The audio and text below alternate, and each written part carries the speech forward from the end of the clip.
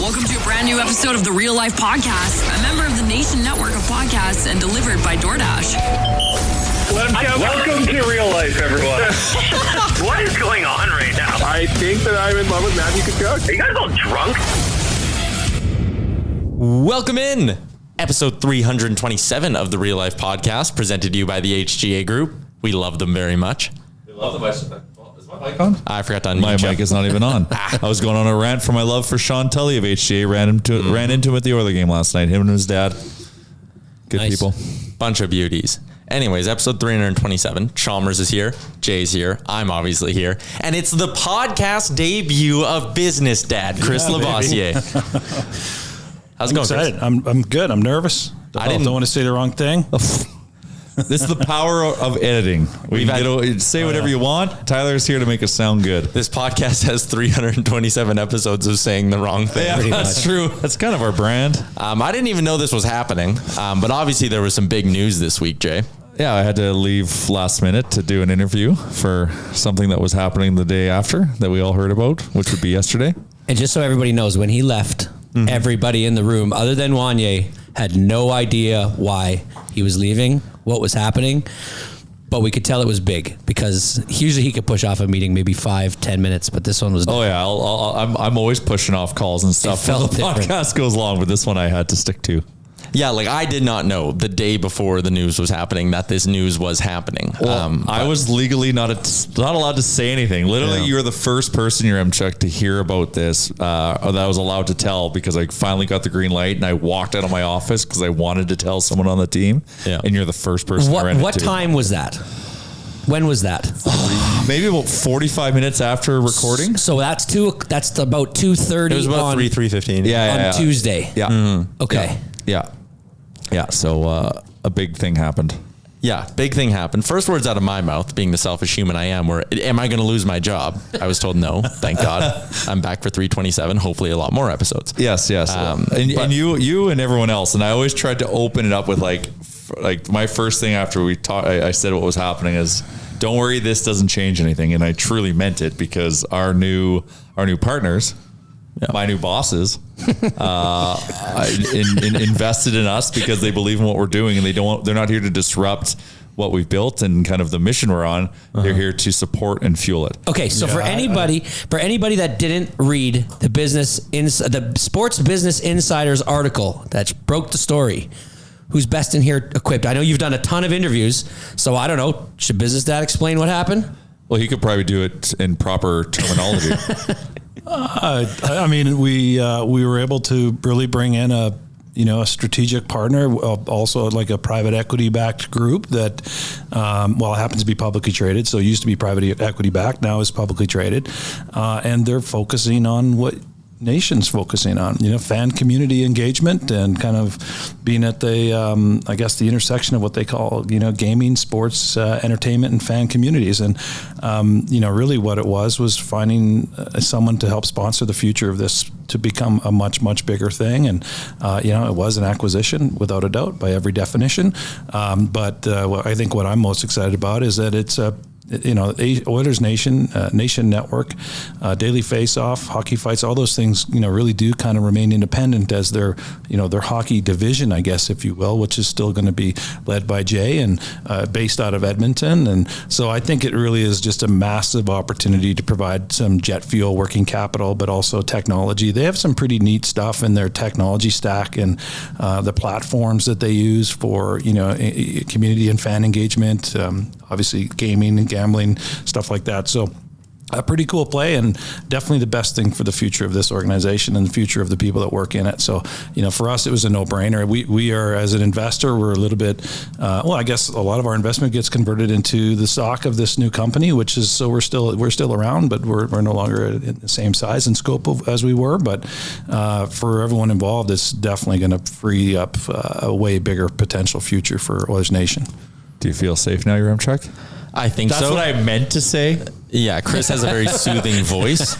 So, I mean, he could have just told me that like my puppy died and I would have been like, all right, that makes sense. Yeah. But I do feel pretty safe right now. Yeah. So the company that is now your boss is called Playmaker Capital, and they have been acquiring some some major sports entities around the world, really. The Americas. In the Americas, most notably Varsity Sports out of South America, and Yardbarker. And, Yardbarker, probably a lot of people have heard of the Yardbarker, right? Yeah. So this is a company that I think is kind of positioning itself to be like in the sports entertainment universe, right? And helping these sites like JR's and like other places in the Americas kind of just, flourish, do better work than they're doing. Yeah. And I think what I find most intriguing is the technology acquisitions they've done. So they bought a company called 2Up, which I think is more of a platform and optimization play in terms of either engagement or advertising. And then I think they have their own proprietary technology in terms of hosting communities and sites and stuff. So the tool set will be way stronger and more reliable and more scalable, and probably have things like better social engagement and interaction technology and stuff like that. So I think it's the kind of stuff that's really hard to invest for yourself. That's probably one of the big reasons why you kind of got to do this, or you've got to raise a few more million and start building your own tech stack. And this is an opportunity to join not just a community of hockey fans, but soccer fans. Like their football sites is their biggest property, I think, in South America. And you know what's funny about football sites? So we sold to Playmaker. Our new CEO, his name is Jordan Gannat. Sorry, it's not a silent G. I always thought it was a silent G. Are you sure? Did he tell you that? Yeah, he told me that. Is he sure? Because you know what? I'll get him. I'll get him to keep saying his name, and then I'll average out the pronounced G's and silent G's, and whatever is the majority is what we'll go with. So I need about a month. Okay, and I'll get back. Anyways, to you. Continue.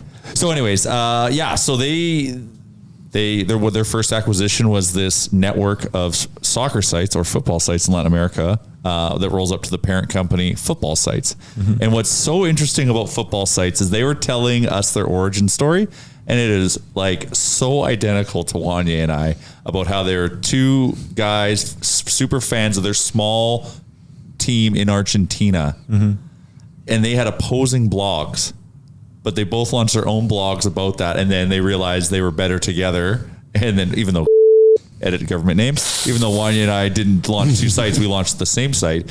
But it's just funny how it was just two fans of one team that then started their own fan site for one particular team, and then scaled that out across Argentina, and now did acquisitions and did the same thing and partnered up with a similar company and entity in Chile and Brazil, and they've got Football Sites, I think, has 60 million monthly users, which is like insane, mind-blowing. Mind-blowing. It's bigger than ESPN Latin America in terms of their audience sizes. It's because people want to go and read about their favorite sports, and they can't find enough information about this because it's like it's fun for them. I know when I'm sitting down on my computer and I'm doing work, I tend to stray onto the things that I enjoy. And they would be like reading Oilersnation and looking at, anything to do with sports. Don't look at me like that. I read Oilersnation. I didn't do anything. Yeah, you did. But like stuff like that. And so that's why, just guys who started blogging, Oilersnation started as a blog site to connect with fans. Well, it still is. And it still is ultimately, right? Yeah. But a lot of different things pardon my take with Big Cat and PFT. Those two blogged. That's all they did. Yeah. And then they figured out, and they were just like those two dudes in Argentina. They blogged up against each other, and then they had one interaction with each other and realized that interaction was more powerful together. And it's just like, you guys knew that you were more powerful together from the very beginning. You guys both had a unique set of skills that were different from the other, and you could use each other in a way to do the things the other person didn't want to, but that the other person enjoyed. There's also something, the reason I'm here was listening to you guys a year and a half ago. And, there's something today that exists that's almost more powerful than real capital or, a real business plan. And that's authenticity. And that's what was at the root of Oilersnation at the start. It's real, it's local, it's ground up. And you're starting to see these, global phenomenons, brands and personalities that grow from exposure to their real authentic self. And I think that's a trend that's really just underpinning all of the disruption that's happening in media and entertainment. You can't get the same experience. You can't be dropping F-bombs when you're watching Hockey Night in Canada. We all get our hockey game through those channels right now because the cost of that is extraordinary in terms of buying those rights and the production. But a lot of people are going to tune in. The real message is going to come from these grassroots organizations. And obviously, at the end of the day, what's paying for all this is the attention. Like, people want the attention of the community, the fan base, for whatever, financing their online gambling properties or advertising or whatever. And what Oilersnation owned with authenticity and authority around the conversation around hockey and the Oilers specifically was the attention of your fan base. And it's super committed, obviously. Like, it's amazing how big the community is and how deeply it's engaged in this cause. So. And the authenticity, I know from a fact from the very beginning, it wasn't fabricated. No. Like, back yes. Some areas were fabricated. We had to fabricate early on to create the illusion, but we were authentic in our fabrication. I maybe that angle, yes, but the other angle that I'm saying is like, sure, there's people that do things for money, and there's people that do things because it's the thing that they enjoy, and it just happens to reap a benefit, right? And so, like, these nation trips that you do to Las Vegas and stuff, that's connecting these people. That's authentic. And the way that it started was, we used to like to go out as big groups of friends. And back in the day, you guys went, hey, there's a way we can just do this, and we can make it safe for everybody, and we can have a great time. You didn't make money off the pub calls. Maybe you made like a free night. A free night. It made a free night, right? But the purpose and the reason for doing this shit was always to like just help other people, bring people together, and like experience and have like a shared environment with everybody that wants to do the same shit. And that's what you're doing with this. It just happens to come with a pretty nice benefit. It's wild. And this is what I love about, I guess this is why the Nation Real Life podcast is so important to me. Because this has been a conduit for, ourselves and Wanye, because he kickstarted off the podcast. Just a way for us to kind of talk and share our stories as a team, and whether it be about the team or whether it be about our lives, whether it be about pop culture, but like, you never know. It's interesting how connected, and this is why we always want to let the Nation Real Life audience in behind the scenes, because this is where we connected with Chris, and Chris and Altitude then come and join our team. And they gave us the means to go and develop this robust content plan with DFO and bring Frank together, and have people come and join the pirate ship full time and make a career with us. And also, the most important thing is like professionalizing our business. This all came from real life. Like, this doesn't happen if we're not if Business Dad isn't sitting here with us, because like I had to go through this and Chris was like, you enjoy the experience. It's going to be intense, but enjoy it. Like, this 3-month journey of conversation to yesterday, how intense that was. But if that was 12 months ago or 18 months ago, before we had chatted with Chris, like, they would have looked at this and be like, no, you're not ready yet. And don't think that illusion that you felt you had to create when you were starting Nation Network and Oilersnation, way back in the day, isn't going to exist when this is a $100 million property, because it's the same. It's just a bigger illusion. And I can tell you, and if Jordan was here, I'd challenge, I'm sure, they have an extraordinary strategy. It's actually quite fascinating to watch how they're trying to be at the center of the universe of, fan engagement.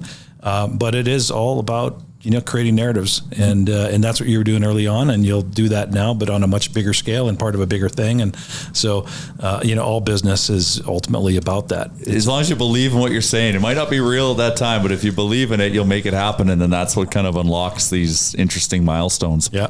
Well, that's the thing, is like, you'll hear a ton of origin stories of companies where they just say the key to it was having like-minded people who enjoyed the same thing, and it didn't feel like work. And like, I don't, early on, and I don't really care to say this, but like, I did this podcast for fun, right? Mm-hmm. Like, we did it for fun. I came in and I did it for fun. And it was because when I was doing my regular job, I would always look forward to this, right? And when I couldn't be on, I was annoyed. When I couldn't talk about the stuff, I'm not big on Twitter, but it's this process. But when you're on Twitter, you're good. Yeah, but I just, it's not, I guess I feel like I don't really think that people care to hear what I think about the goal that made it 4-2 in an Oilers game. I just don't. But watching this come together, and you saying this about real life, and even, you know, as of a year ago, I've started to use this kind of process in my own business. I just don't have time anymore for, you know, people who just want to get a job done to get a job done. Like it's about people that want to be there to enjoy it. Say it. Put some fucking pride in your work. Put some fucking pride in your work. And it's changed the way I do business. You know, I enjoy going to the sites a lot more. And so it's just, you'll see that. Then, like I said, that goes back to my origin stories. This is just a classic origin story of a bunch of people that get together and they attract people that feel the same way as they do. And together they become even fucking stronger. And it's like really impressive to watch. And it's really cool to like be a small little bit part of it. And since I'm the one that basically brought him here, I feel like, you know, it's mostly because of me that this has all happened. Yeah, this is what That was a joke, everybody, by the way. Chalmers is Everybody looked at me. But Chalmers was being Chalmers has been around since day one, right? Like maybe not directly, but he knew what Oilers Nation was when it was a piece of paper, and I watched you guys build this thing, and and if you thought that for every single time I was looking at you guys being like, home run, man, this is a home run. I mean, it's just not true, right? Like you see them and they're living together and they're blogging, and I'm going, this is early internet, right? Too, and I'm going, how is this fucking gonna work? Like, how we didn't know are they making a business out of this? And to sit here today after the news that happened yesterday, it's crazy to think that, you know, just how it went, how it all came together, and then the work that went into it. And if I was in your shoes, man. I would just be waiting gleefully for my Christmas present from Jay. It's got to be just like stunning. I can't wait for my Christmas present. Yeah, no, he knows it's coming. Oh, I know. Listen, I'm not in this. Like, I like doing it, man. It's a passage away from my normal everyday today, you know, and it's something I enjoy. And the Oilers, like, even when I started doing this, I wasn't watching hockey 24/7, and I wasn't somebody who was going to sit here and break down the Oilers power play. This has helped me get to there. I'm super, like, it's just in sports in general and just taking in content. I listen to way more things now on podcasts. It's just, I don't know. I wasn't a huge hockey fan. I mean, this has brought me to be a huge hockey fan now, like in terms of we've invested to be in the building now as a company. We really love that. The whole family's starting to love it. And then I find, which I think is quite neat, I bump into so many Nation folks in my immediate family and friends and family that I didn't know were, so connected to the Nation. So yeah, I think it's pretty cool. The, just made me think of one thing, scaling the business is going to be the really important and really hard part now for Jay is his, the access to capital, the access to more resources just makes figuring out the model so much harder to do. And there's a lot of truth to that. And I want to make sure we talk about the opportunity that I know you guys are going to circulate in terms of, a full-time equivalent and very important role in the Nation that you're going to be recruiting for. And then on company origin stories, if you haven't read the Shoe Dog, the Phil Knight story. Oh God, that's as good as it gets. So for real life listeners who haven't, that's that. If you listen to it on Audible, did you technically read it? I read it, but I read it. It's one of the few books I read. If I technically read it, listened to it on Audible, you read it. Can I say I read it? Yes. Yeah. Okay, good. Because I think who was it that Jason Greger has that? Greger says if you listen to it, you didn't read it. Starchly, he's such a purist. Yeah. He's a show off. I still retain the same information, and I did it quicker. I feel like it's more efficient. But you talk about a company that wasn't a company for so long, and people didn't know it wasn't really real until it just finally hit at the end. It's just a stunning book and great stories. Like, people need to know there was probably 5 solid years in a row where the Nation was insolvent. But we just fucking kept the plates spinning, the balls juggling, and just found a way to get through and made sure people got paid before, we could pay ourselves.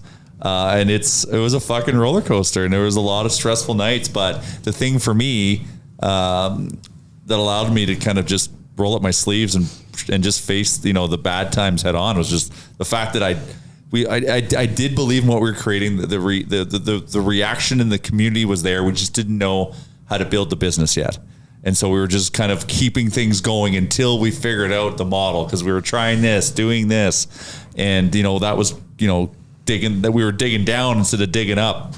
But it's a wild journey. And then, like I said, if it wasn't for, creating a business around something that we love so much, I don't know if it would be here, but we pushed through, we escaped that gravity. We were able to actually build a business that was self-sufficient. We could then grow our team and bring smarter minds on to fill the gaps that we had, whether it be from operations or content creation, mainly on the content creation side, because we're going to talk about our need and help for operations here soon.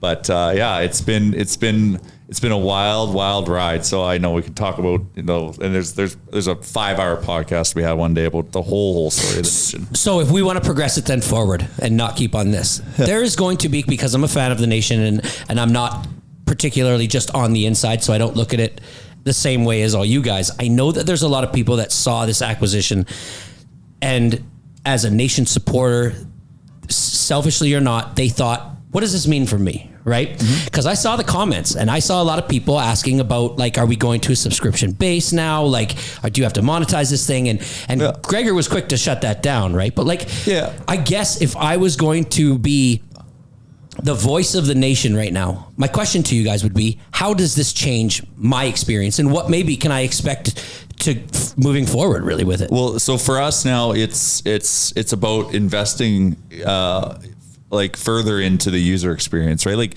we've created a bunch of touch points to create an experience, whether it be through articles or social or events or travel.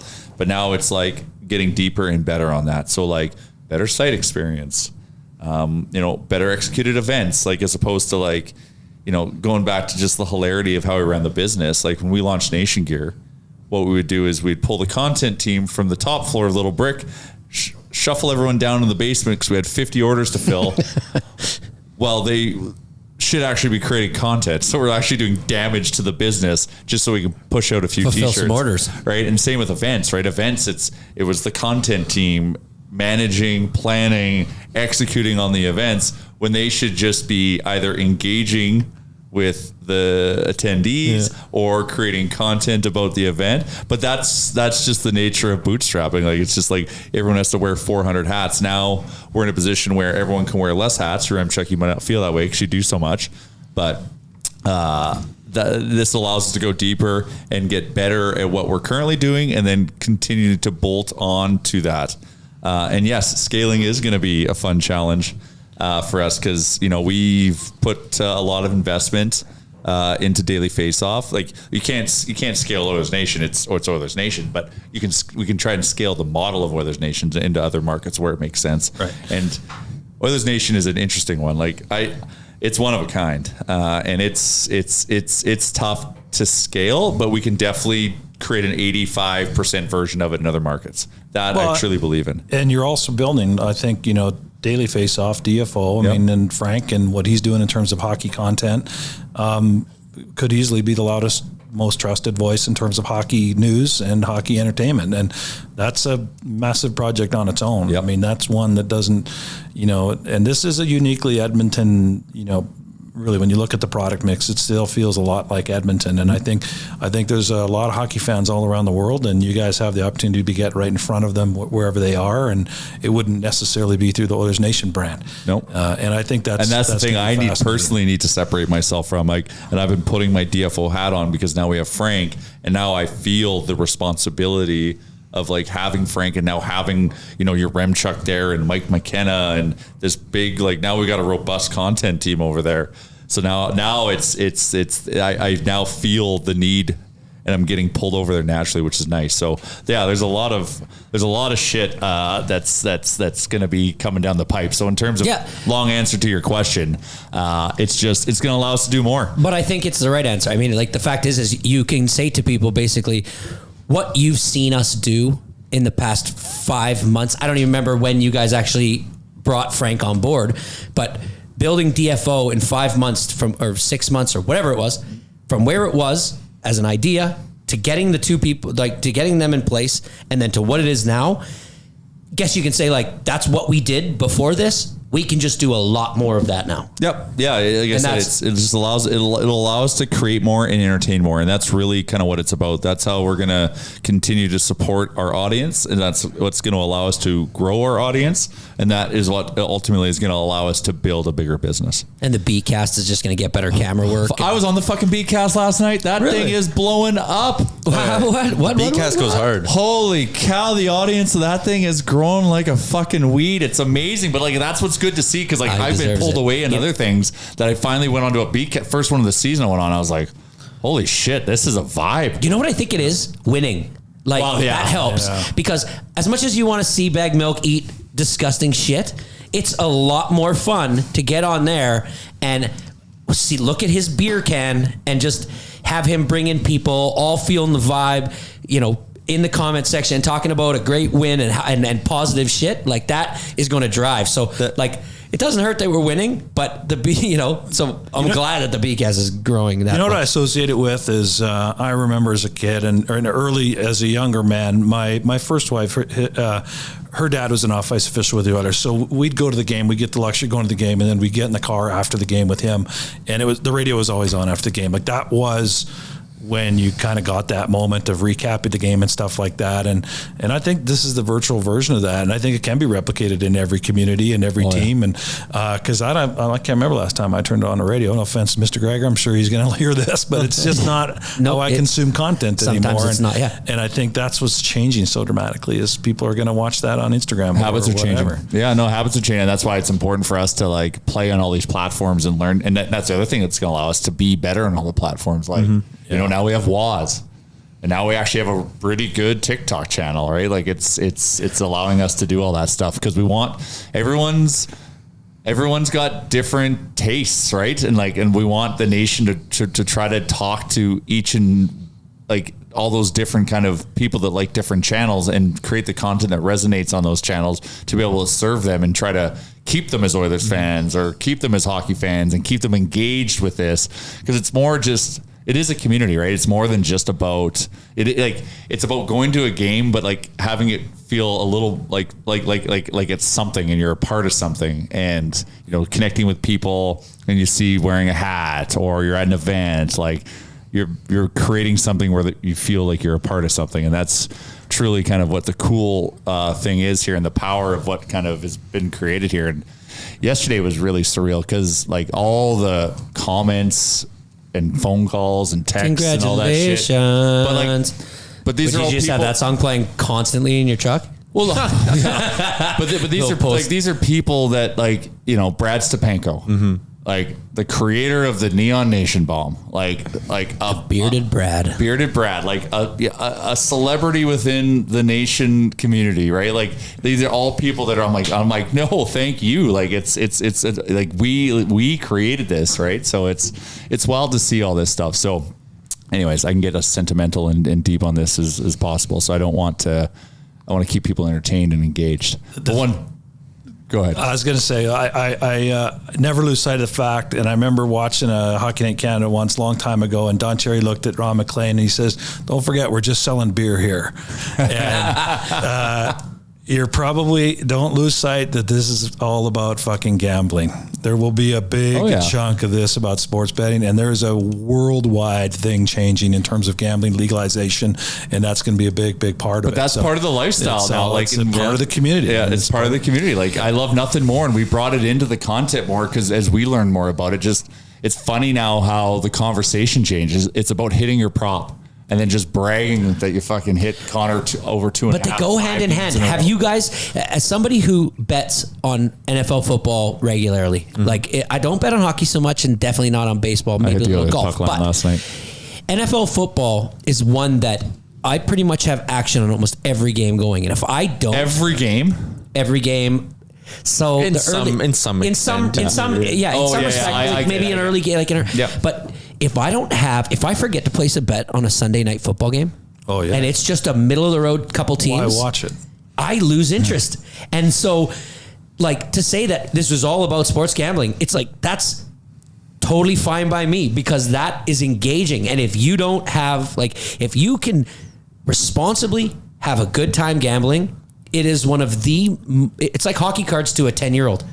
They're going to get more involved in hockey when they start collecting hockey cards and when they start recognizing the player that's on the TV. You know, it's like, it's that type of engagement. And so as long as you're not putting more than you can afford on it, just do it responsibly. Bet responsibly. But like I said, betting $2 on something still gets the juices going, right? Especially if it's on a juicy prop. Well, it does. And like on an average Sunday morning, I'll have a 5-game parlay and there'll only be $10 on the line. Yeah. Like we're not talking, especially on those parlays, but when we start chasing the Sunday and Monday nighters, if we've had a bad day, we've gone off on a weird tangent. Well, here, yeah. That is on brand. But it is, you know, it's I think why this huge surge has happened. Oh, without a doubt. In-game betting app, gamification of gambling. It's changing sport. It's changing sport. You're just intimately connected to it. I love live betting. Love it. It's dangerous. Yeah, some of the stuff you can put together in real time in the middle of a period or something like that. It's hard to track. Yeah, it is. What else was I going to say? I had a point that I saw on Twitter. The idea that like people who loved Oilersnation specifically loved it because it was Edmonton, right? Like it was here, and they felt like they were supporting something that was truly homegrown. And I know they still are, but what would you say to a Nation citizen who's going, it's corporate now? You know, it's easy to jump to that conclusion because, you know, it's a tale as old as time. But I'll tell you this. We didn't want to sell. And this summer was so interesting because we got approached by a few entities to sell. And some of them would have been soul crushing. They would have killed the vibe. It would have turned into a professional editorial, like journalism product. And it would have made us stale. And, you know, you couldn't have a Nation beer while you're doing a podcast like Chalmers is right now. Chalmers cracked that under the table. I'm not even sure if anyone's going to hear it. I should have grabbed that when you offered it. I still got to go back to work. And so, you know, we said no, but you know, the reason why we did this deal, it wasn't a sellout moment. It was once we established that there is a like-minded culture in terms of how their approach is to what they're building with Playmaker, and the fact that they are like a fan first kind of strategy and brand. That's what kind of brought the walls down, and then it's like, okay, let's talk about what getting married looks like and all this. And like, for me, like I got extreme comfort because ultimately at the end of the day, and this is going to be, you know, if this does go wrong and we do go corporate, this ultimately is going to fall on me because I pushed the button to do this. I firmly believe that, you know, they're leaving me in place because they've consumed what we do. They've been paying attention to what we do. They like what they do. They want to support us in doing more of what we do. They're just bringing a bunch of horsepower in areas where we're weak to allow us to move faster and do more sooner. And I know who I am. I know I'm not going to change. And as long as I'm still in the leadership seat for this entity on behalf of Playmaker, like that's always going to be a core value of our brand. So we're like, you're totally right to ask that question, but like this is the pulse. This is the brand of what the Nation Network is. And I would not have brought and partnered with someone that didn't understand, accept, and want to nurture that.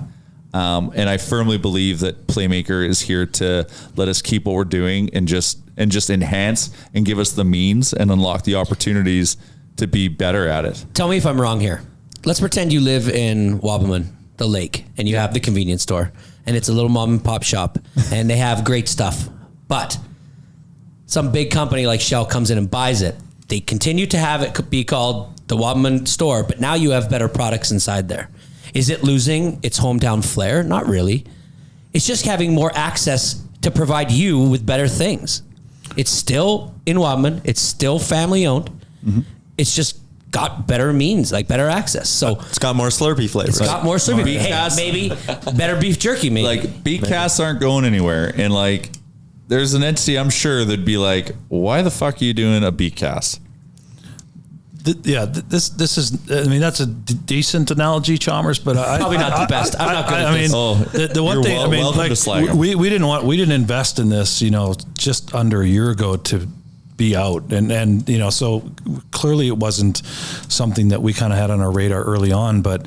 You run into roadblocks in terms of needs like technology, bigger ad networks, access to truly national and international advertisers. And, you need either a lot more capital and to invest in the technology particularly, which is very risky and very expensive.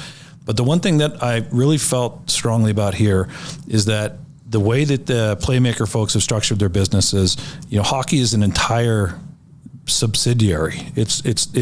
They're not hockey content people. They're not football, soccer content people. And so in the sense, they're going to enable a lot of what Nation Network needs if it wants to scale, like significantly scale. But the center of hockey entertainment is in Edmonton still. Yeah. It is now going to be most definitely Edmonton's going to play a huge role because Oilersnation, Jay, and the Nation Network is going to build itself out here. And if there's one thing that Edmonton could own, it could be hockey entertainment. Like in terms of globally, we could be the place where we're the head of that.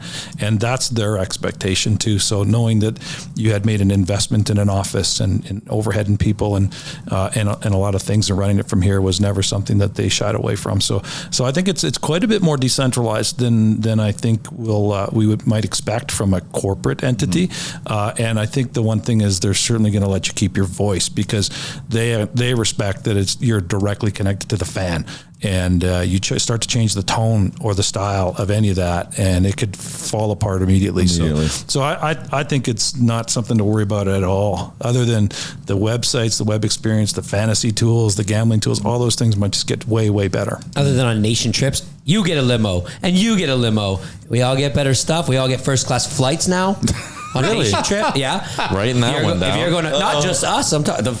Mm-hmm. Maybe it's a good time to talk about the integrator posting that we got to do. Yeah. So it's like you have no idea what I'm talking about. I'm just throwing it out You're there. Spewing, yeah, it's good. I'll just go. Well, one of the things we want to talk about on the podcast, we're kicking off something and this was something we were working on regardless if this transaction happened or not, because we're trying to scale this business regardless, right? And we're blowing up DFO. We're really turning into in terms of it is blowing up. You are not blowing it up. It is not. That makes it sound like you're getting rid of it. No, I'm not going to. Remcheck, I told you your job security safe, is there. Man. You're Jesus. so safe. He's really concerned, everyone. But I could use some help. Altitude at my houseboat company. Yeah. We'll do a podcast. Now we're getting poached. We're going to be picked clean by the morning. But one of the things we're doing is we actually have to build an organization. Because as I'm sure you've been a part of this, it's been hilariously run, and we owe it to the team. We built a really strong foundation in terms of a community and an audience, and now it's time to build a really strong foundation and structure as an organization. So Chris had Wanya and I go to a workshop last week, and it's called the EOS system, or the Entrepreneur Operating System, and it's essentially it has a fundamental understanding how basically any organization in the world runs. It's like the same blueprint that applies to every company, whether you're the mom, pa. Wabaman convenience store, or you are a Fortune 500, 3,000 employee company. This structure holds true in all those elements. And that was something that we were lacking, because we've been also doing some soul searching ourselves. Like, who the fuck are we? Like, what am I in this organization? Sure, we have titles and we do all that stuff, but it's like understanding me as a person and actually where I provide the best value to the company. And now let's identify the weaknesses and then put people in charge of those. And this is an in-depth look. Well, it is in depth, but it's like kind of serious. But was it jarring? This is what we're going to talk about. This is like one of the biggest hires for the company. So we've quickly realized, kind of, when you look at the personality traits, that like myself and like a Wanye are like it's called a visionary seat. So it sounds kind of, I know it kind of sounds kind of like grandiose and self-serving, but like, Sounds like you paid a lot of money to go to a conference. That no. Might have been selling you a But it's like, I know I'm the most disorganized person in the world. I'm late for everything. You go in my office, I've got literally a shoebox full of stuff that needs to be filed. So I'm always, I'm the cowboy always flying by the seat of my pants, trying to get high level deals done, coming up with ideas, trying to launch new things, trying to form new partnerships. And like, that's a role and it's called the visionary role. But the important thing that our company is lacking is we need our glue guy. We need our integrator. And I should say glue person. Or girl. Yes, glue person. And that's that integrator. And that's someone that works with me that can take all this shit that we're talking about and we're trying to build and actually understand the tasks that are associated to be able to execute on that and then work with the team. Oh my God. To properly communicate to your MSHOC. So he's like, when I listen to a show, I'll be like, how come that ad read wasn't done? Well, no one told me. Well, we have a communication issue. We're missing our glue person. Sounds like it's going. Do you know Fuck, what I'm out of here. Yeah. Do you know what the funniest part about this is?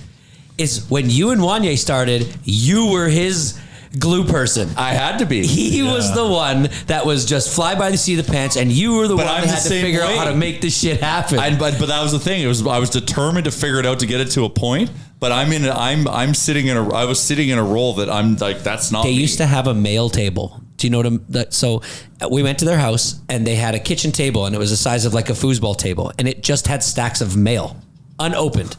And it was like, Bills. What is all this? And they're like, it's just where we put our mail. I'm like, does anybody open it? They're like, I don't know. And sooner or later, I think kind of my point. And that was like 10 years ago though. So I think they open their mail now. Yeah. Well, to certain people, they would see that and get anxiety.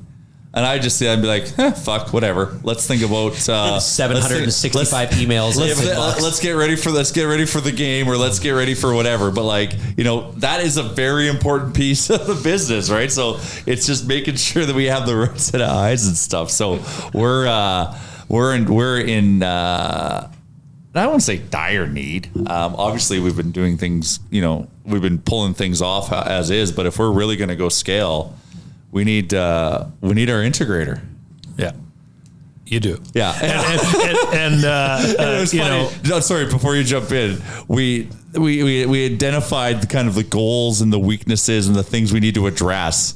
And it's like, okay, we're setting a 2-month goal, and they're like, Jay, what's like the key thing you got to get done? And I'm like, we got to finish the DFO retheme, right? Because like that's how I think. Yeah. And Chris is like, no. The first thing you need to do is you need this person. Yeah. And you need to finish the DFO retheme. Yeah. Which we're working on. By December 21st. But that's when you got your visionary out there trying to run the business, and it's tough. And so EOS is world known. It's there's many books written on. It's an operating system for running a company, but it's more towards entrepreneurial style companies. So I think it's a perfect fit. You can often have a visionary who can also play the role of an integrator, but it's quite rare.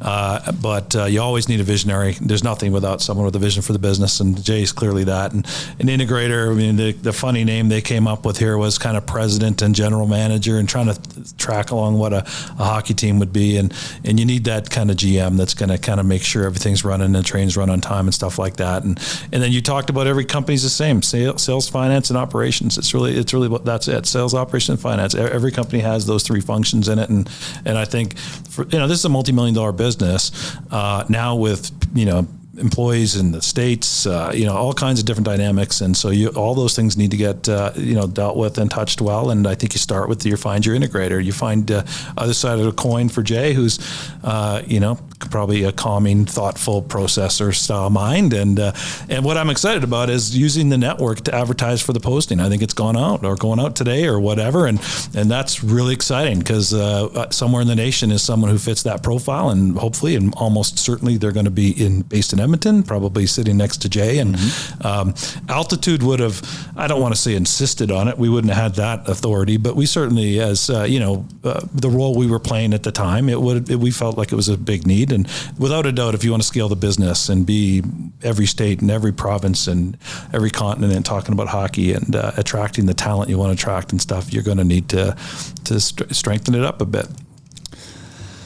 It was very sobering, that workshop on Monday, when we realized kind of, we've done something really cool, but we've got a lot of blind spots. But I'm excited to now know what they are. And I'm like thinking about my own blind spots in like my company. It's now. mine. It's oh man, it's. But don't feel bad, man. That's the thing. That's the thing. If I can if I can share with everyone, we all go through this. Yeah. Anyone who's done in business, we have all experienced the same problems. They just might look different because of the industry or whatever you're in. But we've all kind of had that moment you just had there. Yep. Everyone's had that. Yeah, I mean, you're not reinventing the wheel here, right? No. And there's just people like Chris who just understand the wheel a whole lot better. Oh, well, I mean, I'm a visionary in my own company. You can look at a company and you from the outside looking in, you can just see what maybe people who are too close to it can't see. Without a doubt. Yeah. Without a doubt, especially if you're a visionary, you don't value those things. I'm a visionary in my own company, and I would have blown it up and gone bankrupt 5 times if I wasn't surrounded by people who didn't think like me.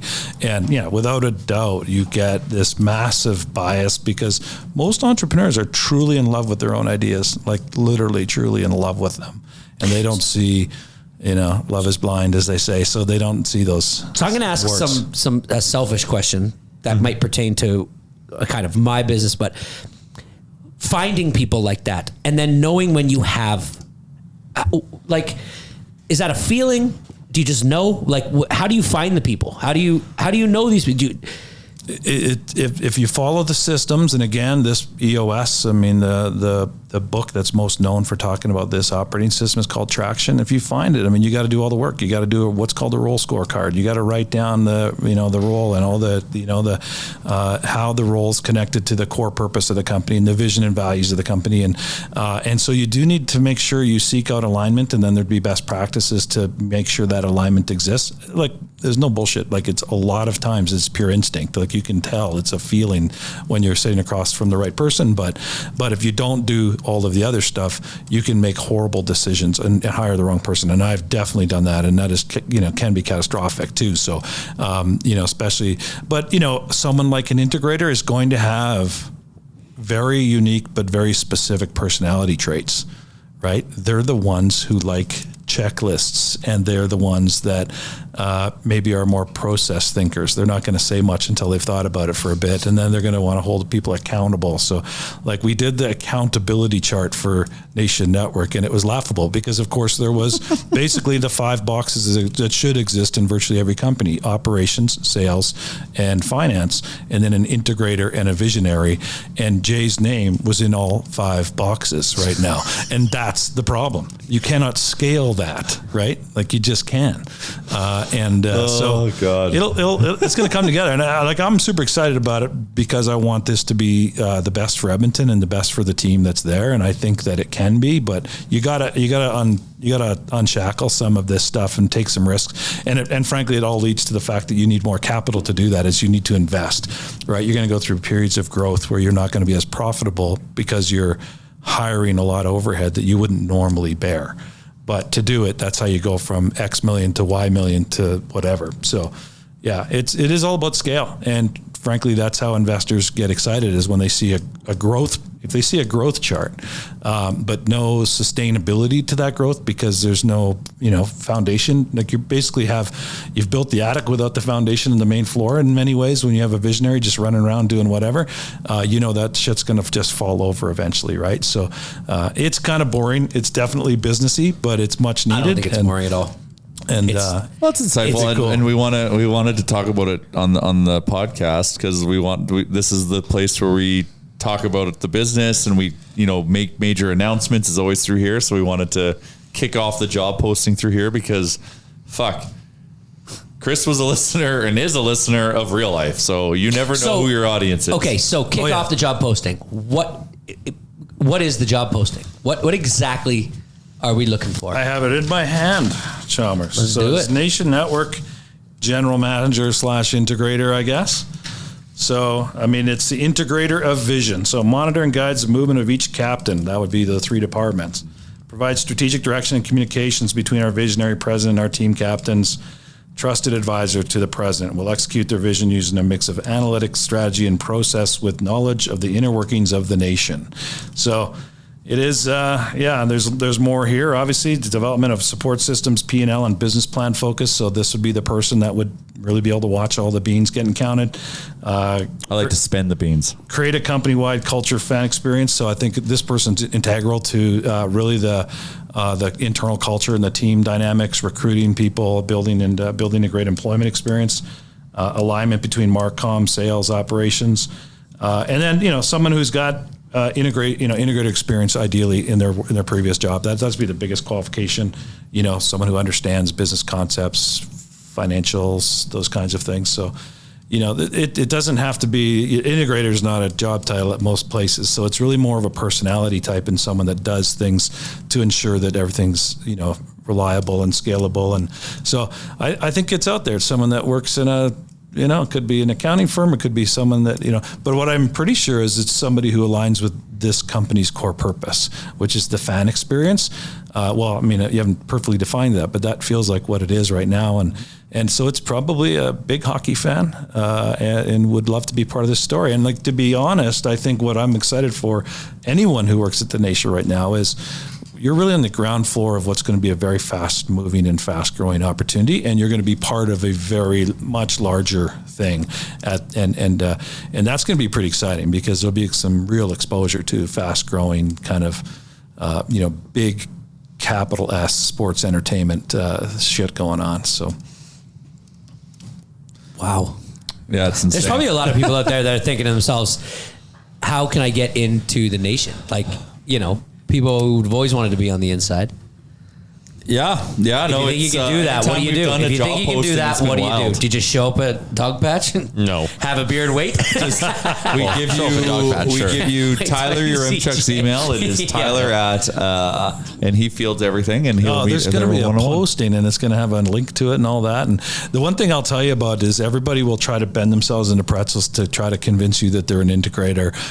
You can there's a sniff test that you can run pretty quick on that because it is a very tough job to find. If they stink, you can find sales people, you can find finance people. Integrators are more, the ones you can really trust to make sure the trains run on time. What's a little test that if let's just say he was to have a meeting down in Dog Patch? What's a little test he could do to see if they were just something that how you. I want to know because I'll tell you what I normally do. Be? I get tricked a lot. By who? Just some interesting hires over the years. But I like to project who I want the person to be when I'm interviewing them. Yeah. So I basically give them all the ammo. Yeah. I'm such a fucking idiot. Well, you're a sales guy and you tell them what you want it to be and then they tell you what they are. And then you they just repeat everything I say and I'm like, this is perfect. This is my guy. And then fucking genius. And the thing for me is I just want to get it done and then get back to what I'm doing. And so and this is where I've asked for Chris's help with is and to your question, Chalmers, is what are some things I just need to learn to shut up. Tell them that just by chance we just happen to be testing out new vodkas and then say you have to try 4 different vodkas and then get them to bring them the vodka but you just the water and then see if they take them. I think that's illegal. Yeah, what are you talking about? Is that illegal? I'm the same as Jay, so I don't know the answer to that question. There's obviously all that kinds is of just an tools. example, Chuck. Yeah. And if they get rip roaring drunk, then there might not be a Have Chalmers do the interview. Have the interview be an episode of the Real Life podcast. That would be great. How fucking funny would that be if the next 8 weeks of this podcast were just different candidates rolling in here? So tell me what you think you could do to help Jay grow this business. Well, and it's to help us. And what did you think of the power play? Yes. And what did you think? And you better have a fucking good take. Right? And what do you think about Ryan Whitney all of a sudden calling us him using the royal we as if he is still part of the team? Did you see his tweet last night? Yes. I want to come back to Edmonton just to go to downtown Cactus. Playoff hockey and Cactus Club or whatever he said. That was and he's straight up. But didn't you see the other one? It's good luck stopping this. We will win or we will always score. He's still part of the fucking Once an team. Oiler, always an Oiler. But no. And Oilers would be crazy not to do something to try to bring him to Edmonton. And what?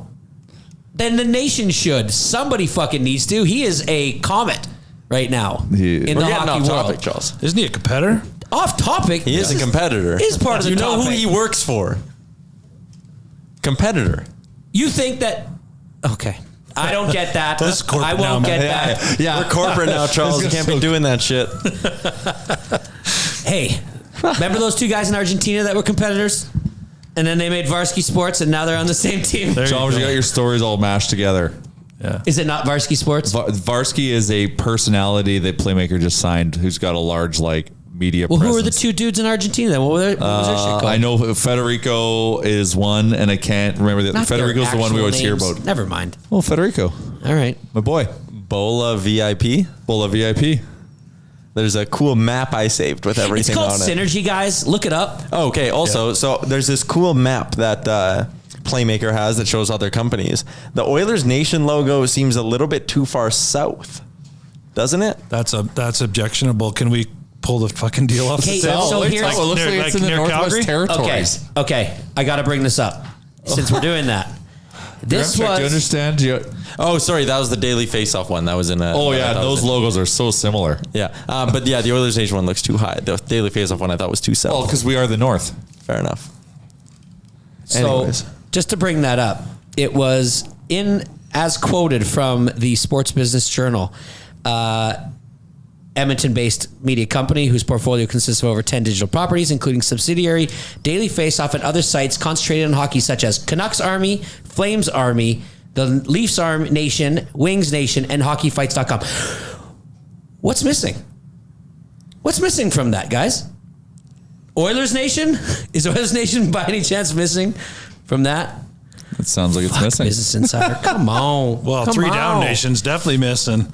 Well, That's my next pet project. I got to help those fucking guys. Yeah, What is happening with football these- in Canada and Edmonton especially? It is. But it is weird.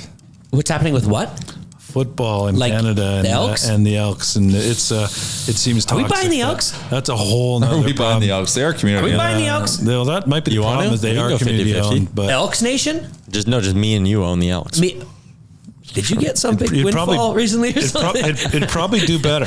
It might. So, Bring hold the knot. I think if bring you back ask the Business knothole Dad gang. nice enough, he'd be part of the. Would you bring Elks back the bid. knothole gang? Yeah, of course. Remember them? Remember Yes. what that was? The one section for just kids? oh man, I remember I was 8, 9, 10 years old in the heyday. Yeah, man. That brings the parents there, and the kids all can sit in a section. The parents can drink some beers and have fun by themselves. What a time. One of the best things I've ever seen at a sporting event. This is totally off topic. When I went to a AAA ball game in Vegas or in Round Rock or whatever, and there's a bar in the outfield. So you can sit at the bar and you can overlook the game, and then like right below it is a spray park for the kids. Yeah. So you could be a parent sitting there idea. in right field watching the game, eye on your kid who is distracted by the water park thing, spray park, watching the game, bar in front of you. It was great. It's genius. Why? Wow. That's game changing. That is pretty cool. Yeah, it was wild. That stadium was unbelievable. Anyways, that was totally off topic. But it's never off topic. No, it's here, I'm not sure. off topic. No. Nothing is off topic. What else do we have to talk about with this deal? What other boxes have we not checked in terms of things you wanted to discuss about it? Oh, it was just more just to let people know about what happened, how it happened, why it happened. And nothing changes.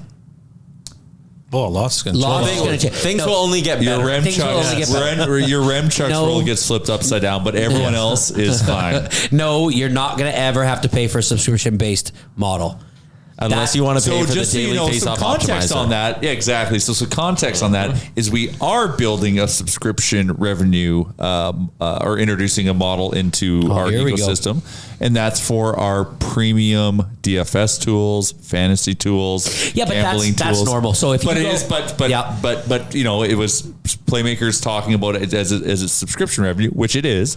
But we're not putting. We're never putting our content behind Like a it's paywall. not a paywall like the Atlantic and stuff, and they were it actually came up in the negotiations, and it was interesting because I asked the question what their strategy was there, and they're counter to that. They are the anti-paywall because it's, Yeah. again it's that's paying for allegedly premium content, but I don't know if it's any better from a fan experience, and they want the fans really close. What you're really paying for those is tools, like tools to help. That's what we're doing. Yeah. But like and so you're creating a tool for somebody to go in and manage a DFS lineup, a fantasy lineup, where they can use a tool that you created to help give you an edge.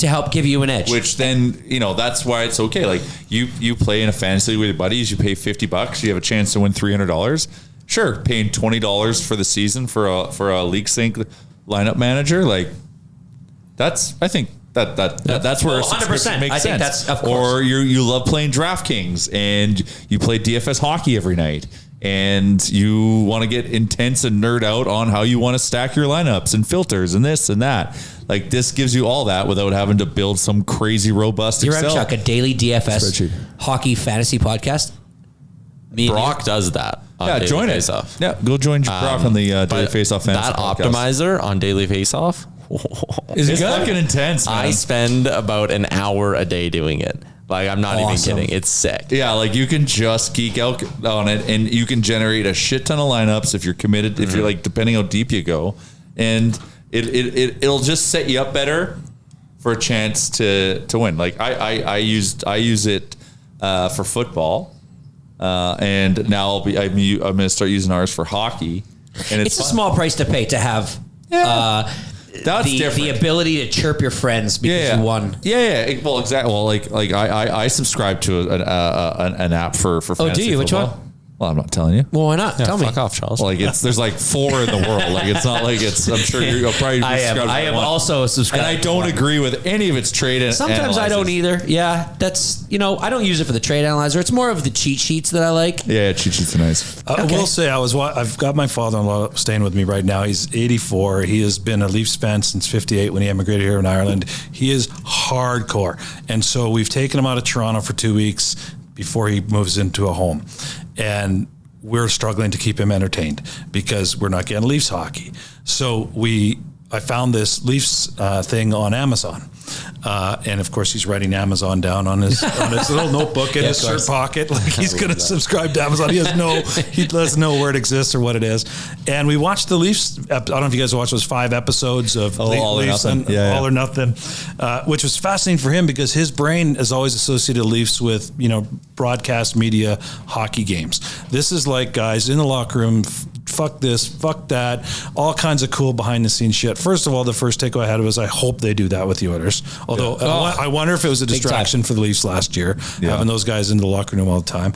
But the second thing is I saw the GM and everybody essentially just hyper-focused on a day-to-day basis around the cap situation, and all their whiteboards had all of the values of all the salaries of all the players when they were going through, guys getting sent down to the taxi squad and back up and all that. So it's pretty fascinating. And that side of the game, as a very, very casual fan, I didn't understand. Yeah. And I think it's a huge part of the game for the insiders of the game. And that's where, I think these tools and stuff, there's the casual entertainment customer who, where you're going to put beer ads in front of them. And then there's the one who wants to go really deep, and you got to be all those things. And Frank Servalli, I mean, the one thing that became very evident to me very quickly, I'm embarrassed to say I really wouldn't have known him too much as a person. I would have seen him on TV, is he is seemingly the authority in terms of insider information in the league. And that's exciting that you guys have that tool and that resource and person inside. So this is the place for the serious hockey fan, but also for people that just love it as a pastime. And like I said, we want to talk to everyone. We want to be so approachable. So if you want to get deep, we can get deep. If you want to have fun and have a drink on a beat cast, we gotcha. You want to come to an event, we gotcha.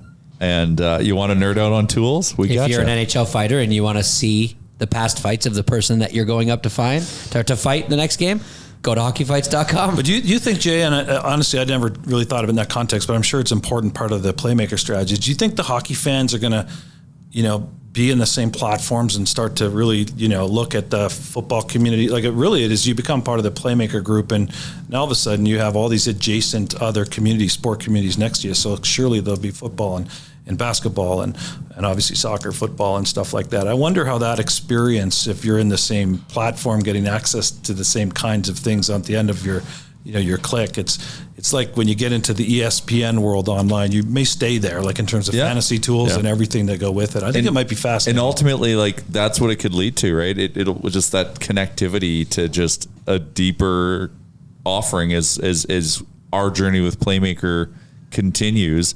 We're going to be plugged in, and we're just going to find ways to connect each other to kind of allow someone to go deep on their journey with us. So that's what's kind of neat. And there's just like I said, they got a lot.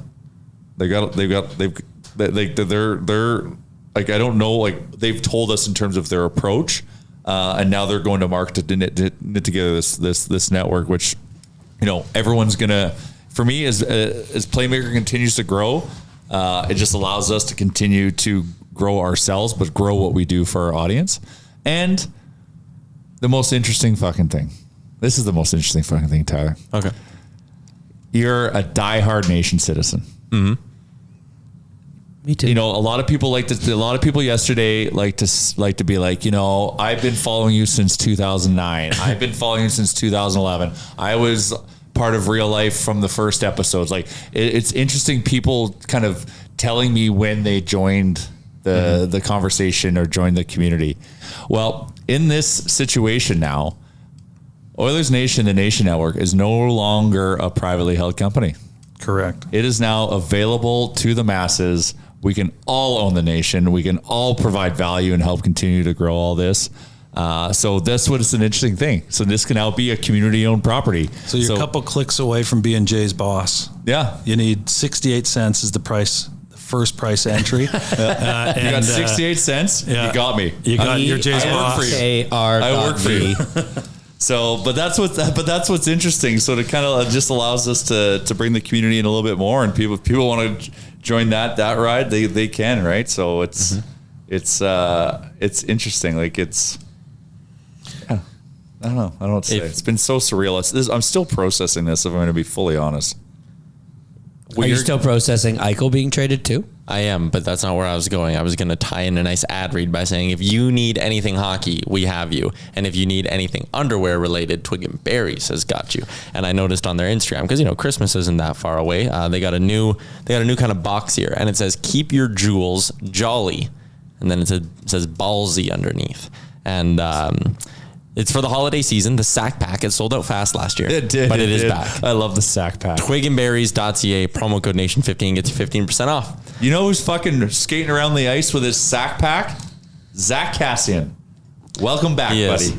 So you went to the game last night. You'd been to a game this season so far, right? Yeah, I went to the home opener. Okay, yeah. So that wasn't your first experience. I went to the game for the first time as a credentialed member of the media representing Daily Faceoff. Last night? Yes. Not a boy. Look at us. Look at us.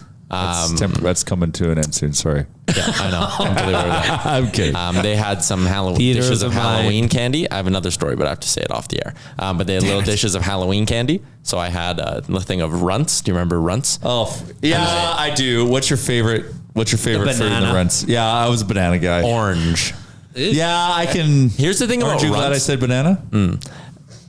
The first half of the little thing was great. The last half was absolutely terrible. My teeth just hurt. Well, yeah. You get too impatient. Hold on. Yeah. The last half of the banana. You ate the banana in 2 bites? No, the fucking container, Charles. Oh, okay. Hold on. Who's all eating team in the press box there? Who's eating all the Runts? Who's eating all the food? Uncle Ken Holland went for the M&Ms. Oh, Yeah. He's not a smarty guy. David Poyle went for the jelly beans, but like the real thick, not jelly bellies, but like the real thick kind of jelly beans, That's just, I don't know if you listened to 2 episodes ago. I don't know if it was last. We had a 45-minute conversation about candy. Yeah. Halloween candy. I listened to it. My favorite Halloween candy, I've kind of noticed this as I had a pack around, Nerds. I fucking love Nerds. I could eat Nerds nonstop. They're just little balls of sugar. So good. I don't see them. I used to love Nerds. I don't see them anymore. Oh, they're everywhere. There was a bag. There? Oh, yeah. There was a bag of Halloween candy, and it was 175 pieces, and it had Nerds, Airheads, unreal. Airheads are great. Sour or hot? Just the regular ones. What? Like the Airheads? Oh shit! I'm thinking of what am I thinking of? Warheads. Sorry. Oh yeah, Warheads are good too. It had Sour Patch Kids in there as well. It had not Rockets, but like the different brand of Rockets. Like you love Rockets. I know, but it was great. It's a great Tums. pack. I'm into it hard. That's the other brand of Rockets. Tums. Can I ask a serious question? No. How much longer are we going? Because if I don't piss pretty soon, I'm gonna. I gotta go to work. I probably need to go to work. Holy shit, we've been rambling. Yeah, it's like an hour.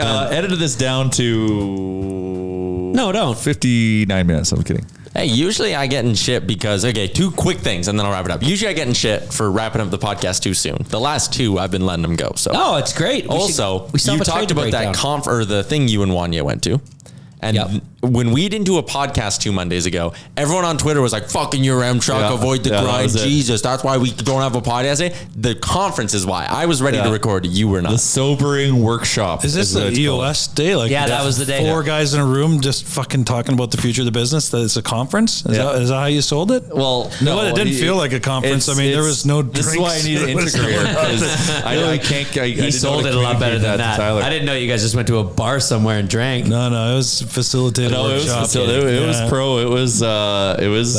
It was deep. I pictured like one of those dentistry conferences where you all sit in a chair while somebody talks and then another person comes up and talks. Yeah, they fucking party. I could not do. Yeah, this was not a party. All right, quickly before we go, shout out to our friends at DoorDash. Promo code Real Life Pod gets you 25% off and no delivery fees on your first order. So use that up, or use the promo code Oodle 2021 if you want some oodle noodling. Yeah, this weekend. Anyways, Chris, thanks for joining. I hope you had fun. Yeah, I had a great time. That's one thing I got out of this whole really adventure. big congratulations to you guys. I know that it was quick. Like, I think you even made a comment earlier that you expected to be a part of this a lot longer. But so did we. It came quick and it went fast. And listen, I just want to try to say congratulations to you guys. Like, honestly, it's a lot of fun to watch, man. It's cool to sit on the sidelines. We're still invested. It's just through a different vehicle. No, and exactly. We're be huge fans, and anything we can do ever help you guys. Altitude wants to do that, and we did. This was a perfect thing for us in line with our values. It's Edmonton. It's cool. It's still growing, and we helped unlock. We have our core purpose is create lift. That's what we say in our company, and I think we were able to help do that here. So, you could help awesome. 2 more deserving guys. That's for sure. Yeah. All right, that's gonna do it. Jay, you good? I think I'm good. You good, Tyler? Yeah, I'm good. You're still here. Yeah, I am, Chris, and hopefully I get a few more Chris, of these podcasts in before I end. Chris, you good? Charles, you good? Thanks for asking. Yeah, you can finally go piss. This has been episode 327 of the Real Life Podcast. Shout out to the HGA Group, DoorDash, and Twig and Berries. We will be back next week. Thanks for listening to another episode of the Real Life Podcast. Don't want to miss any of our nonsense? Hit the subscribe button and give us a follow on Twitter and Instagram.